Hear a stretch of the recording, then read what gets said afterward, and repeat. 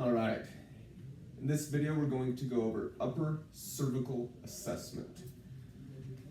There's a lot of ways we can do it. You can get some ideas with watching active range of motion and whatnot, but I'm going to go with the manual techniques that I'm going to do to assess it. If I'm going to be looking at the upper cervical spine, I first want to look at upper cervical ligament integrity. Some of the questions is how valid are they, or how reliable are they, if what we're doing is actually going to show something. The data seems to indicate that it can be helpful and that we do have some reliability and validity. However, some of that is going to be rater dependent, right? And so the more often you do it, the better you're going to be able to do that yourself. So if there's current symptoms, I'm going to put my hand on the occiput and my shoulder on the forehead. Then I'm going to just put a little pressure right on C2, the spinous process of C2. If that decreases all their symptoms and I feel a clunk, just like the seated sharp purser, then that's a concerning finding. If they say it's a little painful or yeah, it feels good, if I don't get the clunk and a relief of significant symptoms, it's a negative test. However, if you feel it really loose or anything funky, keep that in mind. You also want to look at alar ligament. I put these two fingers, my first and second, just around it. Sometimes we talk about pinching it so it can't move or just assessing the movement. I like to assess. I don't think it's possible to around on the outside of the skin, hold it, and then not be able to move the head. If you're unsure, and sometimes just the shape of the bifid spinous process there is C2, sometimes it's the size of their neck, and you're not going to be sure, then switch hands and do it with the other hand. If I'm pretty confident and there wasn't a lot of indications otherwise, then I'll just keep going. And it's just a little bit of flexion and extension there. I go neutral, I flex it up just a little bit, I extend it just a little bit, and I do the same thing. And remember, it's not a dichotomous, torn or not torn. We can also have a grade 2 sprain, so we want to pay attention if it's looser. Subjective obviously plays a role into this, but this is the manual techniques for this. Tectoral membrane is an extension of the posterior longitudinal ligament. I will sometimes look at that as well, I often do. And basically I'm just trying to do upper cervical flexion. It should stop, shouldn't be easy. But that is something that could also lack integrity that can play a role in their symptoms. Another nice thing about doing this, you can say, hey, I've checked upper cervical ligaments, everything looks good, so that's a really good thing for you. Most people it's going to be good, so it's a way you can give them positive information. Now, I want to see, so then I just move their head side to side, kind of get an idea of how it feels of me moving it, make sure they're not guarding. I am going to look at upper cervical rotation. So I come up and I hold them with my third hand. And then I make sure to get that full flexion, and then I give just a little compression, and I rotate. It should stop at 45 degrees. If you go further, you've probably done it wrong, or they are a hypermobile. Now, if they have general hypermobility, then they will go further. That's when I'll test Baton signs. Maybe I missed that earlier. Or they just hypermobile there, then that may be concerning with the alar ligament or something. But the reason if they're hypermobile, what we're doing is when we flex them all the way up, we're stretching the capsules and the soft tissues so that way that they can't move anymore, so we're not going to get any rotation. But if you can't get those to end range because they're hypermobile, then this one is going to go more than 45. In that case, I like side bending rotation. So with that one, I bring her ear to her shoulder. And again, I always do this slow. You can go fast up until it starts getting some resistance, and then go slow. Fast at end range makes enemies. Slow at end range makes friends. Once I'm here, let it sit there for a second, and then I rotate. This is another upper cervical test.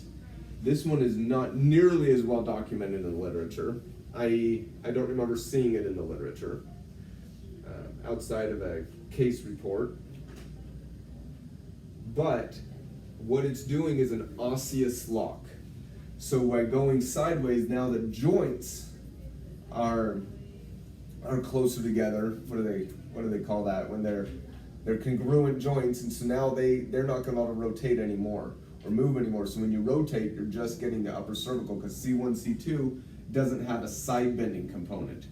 And so when you rotate, it's just going to be C1, C2. The trouble with it is, one, it's not as well validated in the literature. Two, it's harder to compare side to side. But if I'm unsure on my cervical flexion rotation, I'm going to do this one. Then I will assess suboccipitals.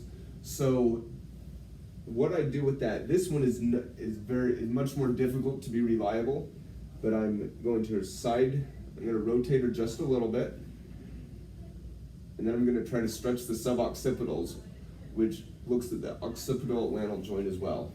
Now, which one is it, suboccipital or OA tightness?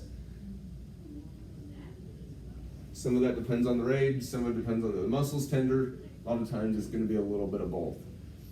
I will sometimes notice the OA tighter if they have pain with the contralateral side on the cervical flexion rotation test. So this should elicit symptoms on the left side. That's classic if I'm rotating her left. She has pain on the right. Sometimes that's C3, sometimes it's OA. Start looking a little more. I'm going to treat the most significant one that I find. After I test the suboccipitals, or the OA joint, guess what I feel? I want to know what they feel. And if they feel what I feel, that's really good. If what I feel is really obvious, but they feel more of a stretch on the looser side, maybe that side's just more symptomatic. Remember, stiffness doesn't equal symptoms. A lot of times it does, but it doesn't always equal symptoms. I'm going to treat if I feel something definite. If not, I'm going to keep going and test, treat, test and treat, and then retest. See what's most helpful, whatever they say versus what I say. But we don't want to have upper cervical side tilts. Sometimes you can't get rid of them with treatment, but we want to work on those. That can be quite helpful for symptoms. So now, if we've figured out where the limitations or whatnot, we've assessed it well, what are some treatment options? Obviously, we can do thrust techniques. I want to go over a little bit of non-thrust techniques in this video. You can just, in supine, put them in the thrust position. So I side glide, I side bend, and I rotate. And then I'm just going to do rotation there. This thumb is going to their opposite eye right there.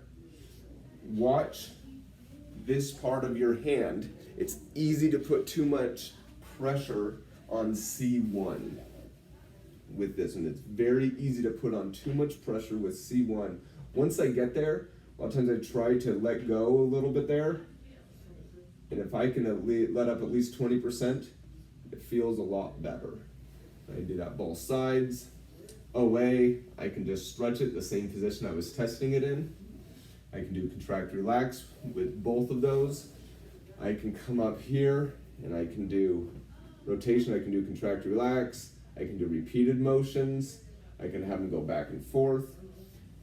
While I like testing cervical flexion rotation, I'd rather treat in the side bending rotation. It's easier on my arms, and most people would rather be side bend and rotated than flexed and rotated. Especially if there's any lower cervical disc pathology or they have a flexion intolerance, they may rather side bending there as well. I'm going to have you on your side now. Let's go that way. You can also do PAs at C1 and C2. Make sure C1, you're like going towards the occiput. That is a difficult one. Making sure not to be too pokey. I'm going to have you on your stomach now. I can go straight on at C2 spinous process, or UPAs at C1 and C2. Can also have them turn their head just a little bit, about a 30-degree angle. And then I can do it's a UPA, but it's straight on for me. It's C1 and C2, and I can do that both sides. Those can be quite helpful. Also, just general traction. You can roll into your back again, Bree. Just traction has been shown to help upper cervical range of motion. Obviously, you can't isolate it to the upper cervical. You're going to get a little bit of everything, but that does help upper cervical motion as well.